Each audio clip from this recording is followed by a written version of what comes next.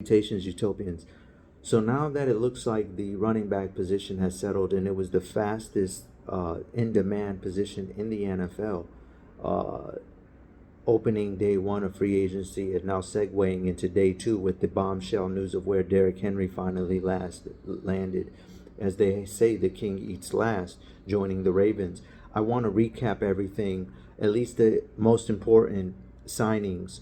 I've been telling everyone relentlessly that the running back position is essential to the NFL, and it showed in day one because without it, the NFL really in virtue is no different than the Canadian Football League, the Arena Football League. Yes, it's a quarterback driven league, but if you don't have a run game, nothing changes in the postseason in terms of the format. It's physical. You need to be able to control time of possession when it matters.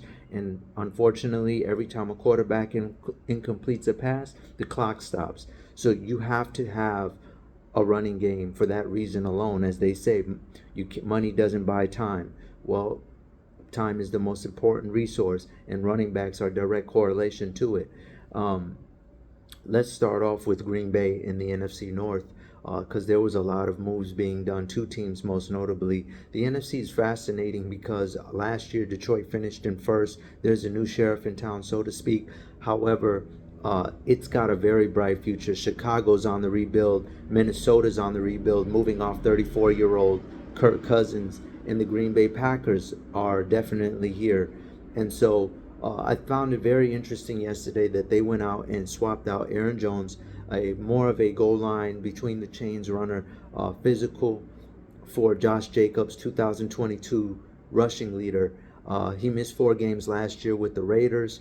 Was not pleased with the fact that he was never given a long-term deal. So he explored free agency the first opportunity that he got, and quite frankly, I feel like he escaped Oakland or the Vegas Raiders because they're a mess. They went and signed Gardner Minshew, who's quarterback acumen, and I'll make a quarterback video when those pieces settle more. His quarterback prowess is amazing. Is very underrated. I think he's a very solid pocket passer, and I think Devontae Adams. I think at this stage in his career, I think Gardner Minshew is an upgrade from Jimmy G.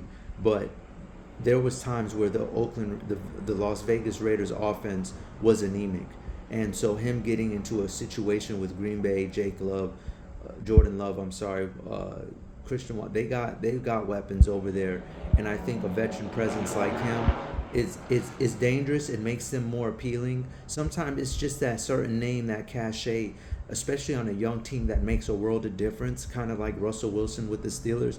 Do you feel like there any chance of winning a Super Bowl right now? Probably not, but with injuries and everything, if it goes, you get in the postseason, the right path, anything is possible. They got a puncher's chance. The same I feel with Josh Jacobs. I don't think he's that much of an upgrade over Aaron Jones at this stage in his career. I think he's a little overrated, getting a little overrated right now with all the wear and tear that he's had on his body. But I do think that Josh Jacobs is still an upgrade, and the Packers did well for themselves to try to advance themselves, knowing historically that that's an organization that doesn't really splurge. Giving him 12 mil a year, he's actually finishing just in the Saquon Barkley category and more north of Derrick Henry, who I'm going to get to later. In terms of getting paid, he is getting 3 one-year deals essentially, even though they're considered multi-year deals. But there's always an option for an exit, and rightfully so. I feel like he's got a lot more wear and tear than they're giving credit for. The quads is not an easy injury to manage, and him missing 4 games last year and trying to endure that was serious. In staying within the division, the Chicago Bears getting DeAndre Swift, I think their sights had always been set on upgrading their running back position. Not because necessarily that DeAndre Swift is an inferior talent to Saquon Barkley. I just think they needed someone with a bigger name to offset the trivia that they have right now. Jalen Hurts is the third highest paid quarterback in the NFL right now in totality, and A.J. Brown was performing at an MVP level. But I think it was a brilliant job by Philadelphia to figure out a way to preserve, because you couldn't trade off these guys. You need them both.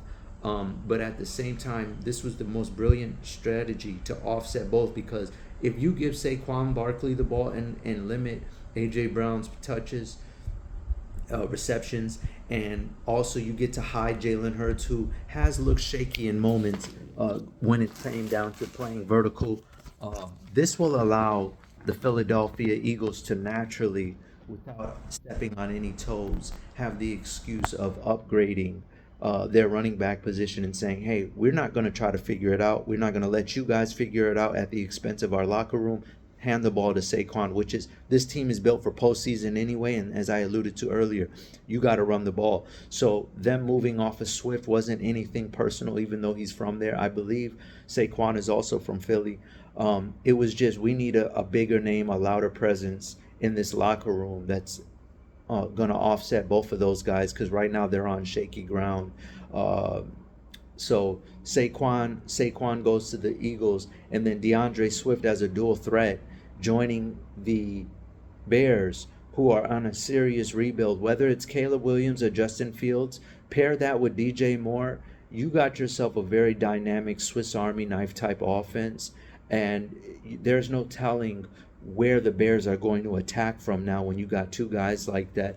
One thing about Swift, this guy has been guaranteed 50 catches the last 3 seasons, and ran for north of 1,000 last year with the Eagles, was a 2023 Pro Bowler, and at 3 years, $24 million. You really can't get too mad about that. His offensive coordinator coached Kenny Walker in Seattle, Shane Waldron, so he has familiarity with managing really good running backs. And so when you see all this and you pair the fact that Chicago has the best defense right now in the NFC on paper, you got to really say to yourself that the Bears have moved themselves to the forefront in terms of being serious. And again, that matches the blue and black theme in the NFC North, is what they're known for as the most dangerous division, most polarizing division going into next year, just for the simple fact that you got a lot of rebuilding teams that have some very innovative GMs who are being out of the box in terms of their approach to rebuilding and to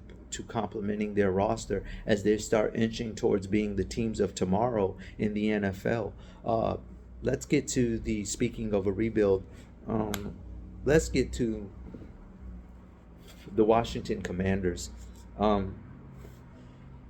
They went ahead and quietly swapped out Antonio Gibson before we go to the Commanders, real quick side note, Aaron Jones was waived last night by the Green Bay Packers in order for them to get Josh Jacobs. He goes to the Minnesota Vikings, who I think actually at this stage in his career, call me crazy, just has a little bit more left in his tank. When you pair that with the fact they got Sam Darnold, who I've been pounding the table since the Baltimore Ravens I think it was week 15 game where he spelled Brock Purdy with that infamous 5-6 interception game against that stifling Ravens defense. He's my candidate for comeback player of the year this year in that Baker Mayfield, Geno Smith vein. If in the event the Vikings elect to re-sign Justin Jefferson, it's kind of like the Swift thing. You got to prepare for your enemy, obviously, and the Lions are in first place, so the Bears signing Swift, knowing that Lions stadium is very important. Same thing with Jones. The Vikings are going to bump heads with the Packers at some point in this season. They face each other at least 2 times a year every year. You want somebody who's familiar with that environment. They get Aaron Jones. You pair that with Addison, who's an excellent number 2 and did a great job fulfilling his duties as a interim 1 when JJ went down. And then you got Hawkinson at tight end, one of the highest paid tight ends in the league. Extremely versatile, one of the best pass catching tight ends in recent memory in the NFL. That is a great quality signing. NFC North is going to be one to be focused on next year. You're going to get your money's worth anytime you take 3 hours out of your day to watch them play. It's an amazing thing. Speaking of that, transitioning off to another NFC for Washington Commanders, as we alluded to earlier with the Saquon Barkley, the Commanders went and got themselves Austin Eckler. Fun fact, according to Chris Rim from ESPN, first of all, Austin Eckler, what an ascension, man. This guy was an undrafted free agent, immediately rushed for 1,500 yards plus out of the gate. And since 2022, He also set the record in 2022 for the Chargers, which now has been broken. As we all know, it's a vertical league for most receptions in a season as a running back. But he's led the league in touchdowns since 2020. Since his 2022, he leads the NFL since 21. I'm sorry, in the NFL with most touchdowns from a running back from the line of scrimmage. So he's definitely an upgrade from Gibson. Now they got a 1-2 punch of Brian Robinson Jr. and uh, uh, um, Austin Eckler, and so kudos to the Washington Commanders. They've been upgrading their O-line. They went and got Zach Ertz. They've made very safe, sound, fundamental investments this offseason. Dan Quinn, former defensive coordinator of the Dallas Cowboys, did a tremendous job last year. I was telling everyone he's going to outgrow his job. I got a lot of flack. Oh, he's getting paid real well from the Cowboys. Yeah, that all sounds good and dandy, but he's just too alpha, too much of a commander, no pun intended, to be sitting there as a coordinator. Did a great job with the Falcons. We all know things happen. I never hold against people being fired or terminated or relieved of their duties. It's a revolving world, and different regimes require different type of personalities to match certain themes. So it's all good.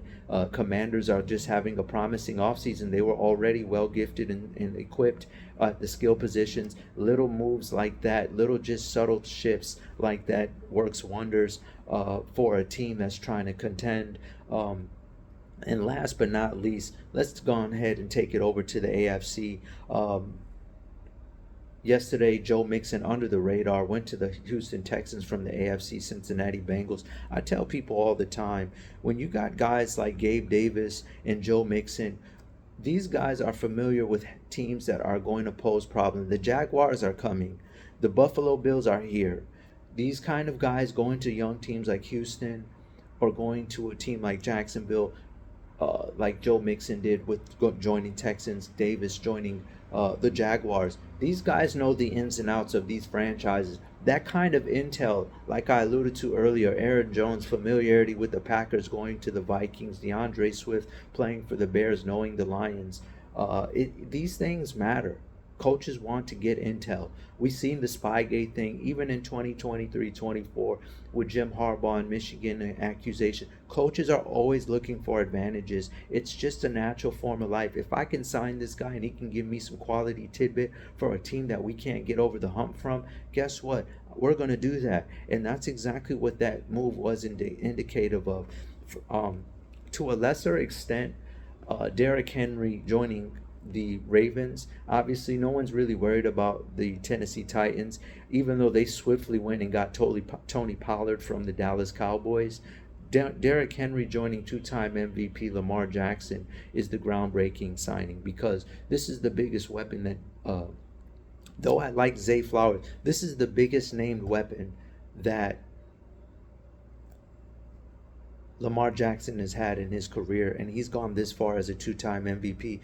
Now you bring in a guy in Derrick Henry who's just like Lamar, literally can put his whole franchise on his back and carry this team wherever they want to go as a single one-man show. Ryan Tannehill wasn't throwing past 20 yards. He was a check-down quarterback, and you see how much damage Derrick Henry has caused. Just to put things in a perspective, he's a Heisman Trophy winner, former Offensive Player of the Year winner, one of 8 running backs to rush for over 2,000 yards, 2 rushing titles. I mean, come on, in a partridge in a pear tree. This guy is a problem, man. And I'm telling you, with him, Gus Edwards obviously fleeing to the Chargers and joining the other Harbaugh, this opens up a clear case for what they need at running back, because they had a lot of musical chairs last year. Ingram and I think it was Ingram, and then they went with Dalvin Cook. They've just been looking for this name presence at running back, and this is one of those amazing things where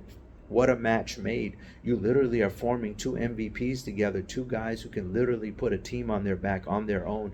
This rumor has been running since the middle of last year, and now it was either Dallas or Derrick Henry or the Ravens, and Derrick Henry made his choice. Obviously, if you got a choice between Lamar Jackson or Dak Prescott, you know what's about time it's going to happen. And so this is the best teammate that he's ever had.